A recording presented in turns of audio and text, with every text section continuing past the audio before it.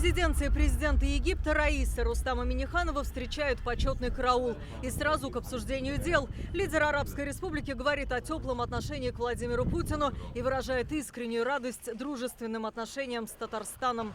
Господин ас-Сиси был в Татарстане в октябре 2024-го на саммите стран БРИКС. Пробыл в Казани 3 дня. Тогда же у него состоялись переговоры с Владимиром Путиным. На эту страну приходится примерно треть всего товарооборота России с Африкой. В расширении сотрудничества заинтересован и Татарстан. Это культура, промышленность, АПК, образование, туризм.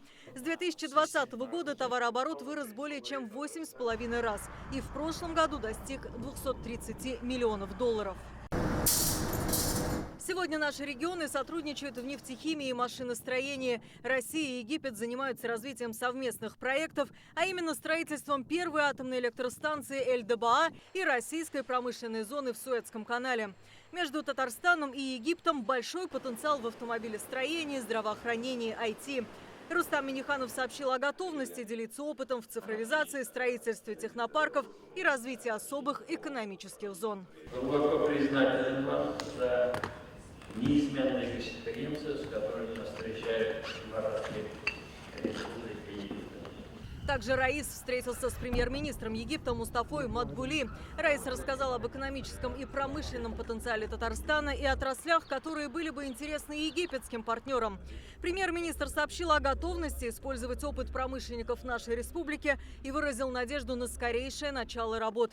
Курировать конкретные проекты будут Министерство промышленности Египта и Татарстана. Российские и египетские отношения имеют более чем 80-летнюю историю, демонстрирует высокий уровень политического диалога, носит характер всестороннего партнерства и стратегического сотрудничества, наполняется конкретными совместными проектами. Если провести линию как раз трех вот этих пирамид. Особое место в рабочей поездке занимает культурная программа. Раис посетил Большой египетский музей. Его открыли в конце прошлого года. На площади в 50 тысяч квадратных метров более 100 тысяч артефактов. Они охватывают 7 тысяч лет истории Египта. Главный экспонат – маска Тутанхамона. Погребальная маска весом более 10 килограмм – национальное достояние Египта. Алия Хайрудинова, Марат Саидгараев, ТНВ, Каир.